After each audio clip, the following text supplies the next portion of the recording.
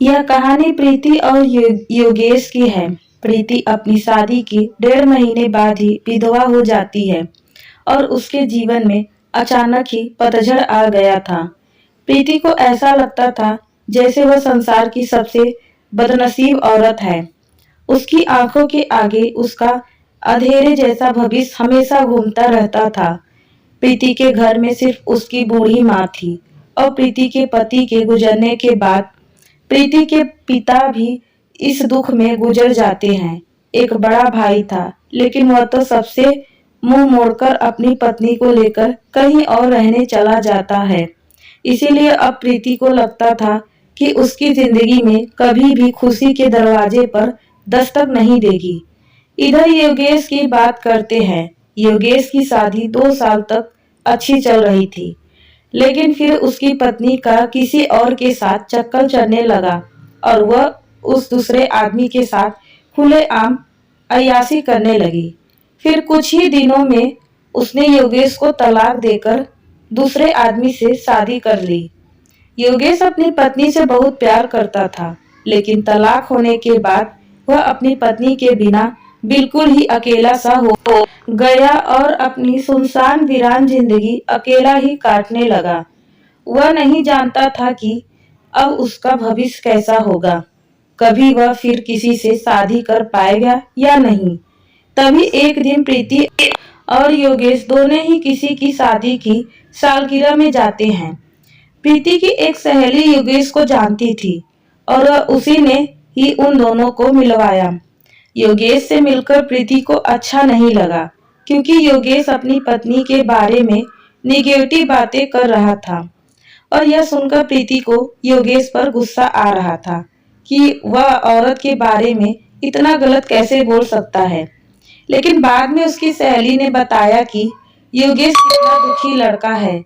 वह अच्छे खासे पैसे कमाता है और उसके परिवार वाले भी बिल्कुल सीधे हैं, लेकिन फिर भी उसकी पत्नी ने दूसरे मर्द के चक्कर में इस बेचारे को धोखा दे दिया और अब योगेश दिन रात रोता ही रहता है। यह सुनकर प्रीति का दिल भर आया। वह मन में सोचने लगी कि एक शरीफ लड़के को मैं बिना मतलब ही बुरा समझ रही थी। तो उसी दिन से प्रीति के मन में योगेश के लिए एक प्रेम सा जगा गया। तभी कुछ ही दिनों बाद प्रीति ने अपनी सहेली से कहा कि हेमा, मैं पता नहीं क्यों योगेश को चाहने लगी हूँ और मैं उसे पसंद करती हूँ। अगर हेमा तू कुछ उपाय करके मेरी दोस्ती योगेश से करवा दे तो शायद मेरी जिंदगी संवर जाएगी। तो हेमा ने कहा कि ठीक है, तू कहती है तो मैं किसी बहाने से योगेश को अपने घर बुलाती हूँ। मैं उसे तेरी सारी कहानी पहले ही बता दूंगी, फिर तू भी आ जाना। आगे तुम दोनों की किस्मत। तभी हेमा ने अपने जन्मदिन का बहाना करके योगेश को अपने घर बुलाती है और हेमा योगेश को प्रीति के बीती हुई सारी बात बताती है और वह उसे भी बताती है कि शादी के 1.5 महीने ही प्रीति में विधवा हो गई थी। योगेश को प्रीति को ऐसा हाल देखकर उसे बहुत दुख होता है। तभी योगेश प्रीति से मिलता है और उसे समझाता है कि वाकई में प्रीति एक बहुत दुखी लड़की थी। अब योगेश से तय कर लेता है कि वह प्रीति का सहारा बनेगा। प्रीति को भी योगेश दिल से बहुत ही पसंद था और दोनों ही बाहर भी मिलने लगे ताकि वह एक दूसरे को सही समझ सके।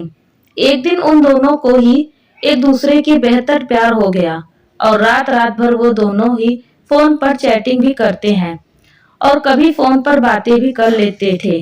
योगेश बहुत ही रोमांटिक लड़का था। वह अपनी बातों से प्रीति का दिल जीत चुका था। प्रीति को भी योगेश से मुंह से अपनी तारीफ सुनना बहुत अच्छा लगता था। दोनों ही हर रविवार को मिलते थे, पार्क में घूमने जाते थे और कभी कभी रात को होटल में डिनर भी करने भी चले जाते थे। तभी एक दिन प्रीति योगेश को अपने साथ अपने घर ले गई और उसे अपनी माँ से मिलवाया। योगेश ने जब प्रीति की माँ के पाँव छुए तो प्रीति की माँ रोने लगी और योगेश का हाथ पकड़कर कहने लगी कि बेटा, मेरी बेटी का सहारा जरूर बनना और उसका साथ कभी मत छोड़ना। मेरे सिवा इसका कोई भी नहीं। अब मेरा भी कोई पता नहीं कब उस भगवान का बुलावा आ जाए। अगर मैं मर गई तो मेरी जवान लड़की का क्या होगा। यह सुनकर योगेश की भी आंखों में आंसू आ गए और प्रीति भी खूब रोने लगी। तभी योगेश ने कहा कि माँ जी, आप बिल्कुल चिंता ना करें।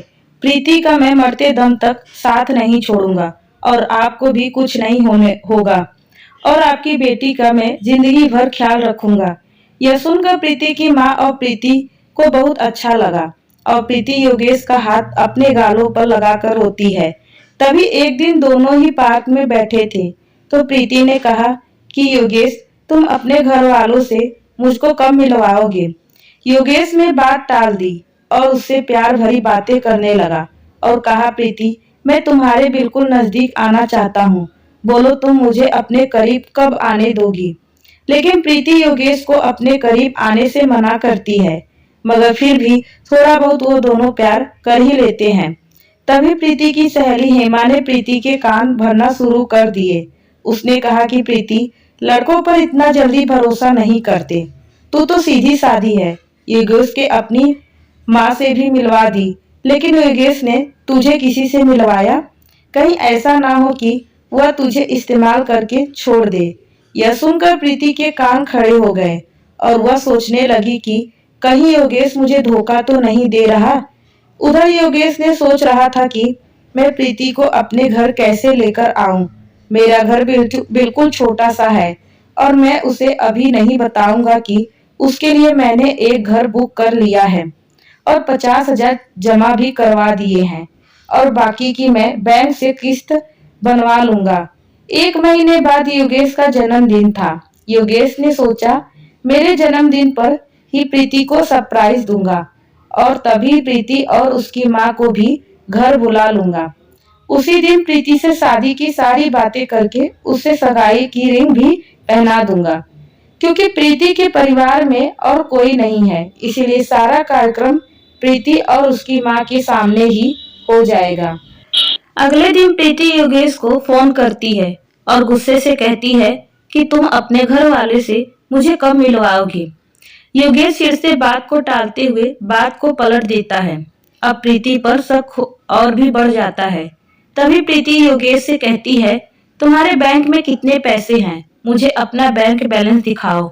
लेकिन योगेश ने बैंक बैलेंस दिखाने की बात भी टाल दी, क्योंकि सभी पैसे उसने मकान के ब्याह में लगा दिए थे और उसके अकाउंट में यही कोई 8 से 10 हजार ही पड़े थे।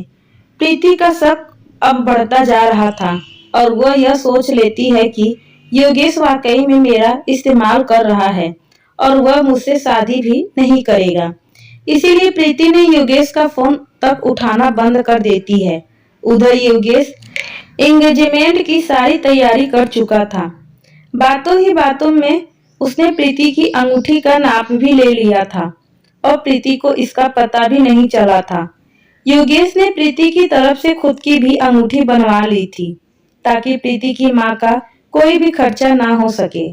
योगेश ने किसी को थोड़ा कर्जा लेकर प्रीति के लिए साड़ी और उसका सारा सामान खरीद लिया था और उसकी माँ के लिए भी एक सुंदर साड़ी खरीद ली। अब योगेश ने सबको यह कह दिया कि मेरे जन्मदिन वाली रात को मेरी सगाई प्रीति से है और उसके घर में भी उसने सबको बता दिया था। सारी तैयारी हो चुकी थी। तभी एक दिन योगेश ने प्रीति को 3 बार कॉल किया, मगर प्रीति ने उसका फोन गुस्से में उठाया और कहा कि क्या बात है, जल्दी कहो। तो योगेश ने कहा, कल शाम को 5 बजे तुम और तुम्हारी माँ को मैं लेने आ रहा हूँ। तो प्रीति ने कहा कि मुझे कहीं भी नहीं जाना। तो योगेश ने कहा कि प्रीति, कल मेरा जन्मदिन है। योगेश ये बताया, लेकिन फिर भी प्रीति ने योगेश को जन्मदिन की बधाई नहीं दी। तभी प्रीति ने सोचा कि जन्मदिन में चली जाती हूँ, इससे योगेश का पर्दाफाश भी हो जाएगा। अगली शाम प्रीति और उसकी माँ तैयार हो जाती है और अनिल की गाड़ी में बैठकर उसके साथ चली जाती है। पूरे रास्ते प्रीति ने योगेश से कोई भी बात नहीं की। उसे तो योगेश के रूप में एक धोखेबाज नजर आ रहा था।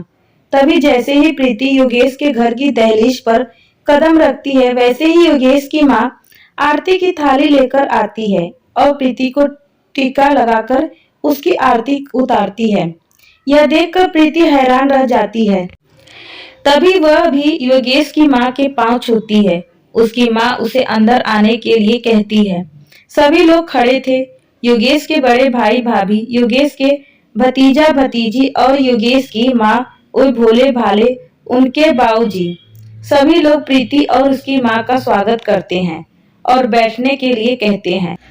अब योगेश का जन्मदिन भी मन जाता है। उसके बाद योगेश जाने के लिए कहती है तो योगेश की माँ कहती है कि बहू, तुम्हें जाने के लिए नहीं बुलाया है, हमेशा के लिए यहीं रखने के लिए बुलाया है।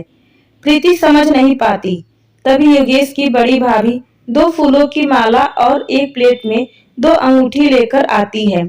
यह देखकर प्रीति योगेश की तरफ बड़ी ही आश्चर्य के साथ देखती है। तभी योगेश की एक अंगूठी प्रीति के हाथ में रख देता है और कहता है, आज हमारी एंगेजमेंट है प्रीति, और इस बात के लिए मैं तुम्हें सरप्राइज करना चाहता था। तुम्हें यह रिश्ता मंजूर है ना? प्रीति रोने लग जाती है और मन में यह सोचती है कि मैंने किस लड़के पर शक किया।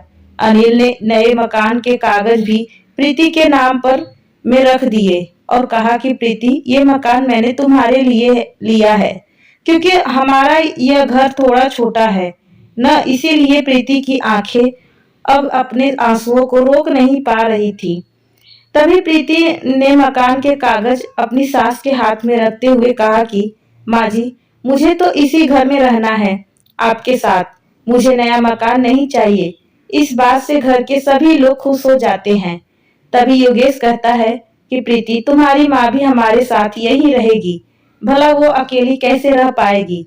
ऐसा करते हैं, जो मकान मैंने लिया है वो पास में ही है, माँ को तुम वहीं शिफ्ट कर दो ताकि तुम अपनी दोनों माँ को संभाल सको। अब सब कुछ ठीक हो गया था, कहा प्रीति एक शक की वजह से सब खत्म करने जा रही थी। ये गलती उसे बहुत महंगी पड़ने वाली थी, मगर प्रीति ने योगेश के घर जाकर अच्छा ही किया। इसीलिए दोस्तों, जीवन में कभी भी किसी शक की वजह से आप अपने प्यार को कभी मत छोड़ना। पहले पूरा सच जानना, फिर कोई कदम उठाना, तभी आपका भी रिश्ता बच सकता है। आपको यह कहानी कैसी लगी नीचे कमेंट करके हमें जरूर बताइएगा। अगर आपको यह कहानी पसंद आई है तो अपने दोस्तों के साथ जरूर शेयर करें और हमारे चैनल को सब्सक्राइब, वीडियो को लाइक करना मत भूलिएगा। धन्यवाद।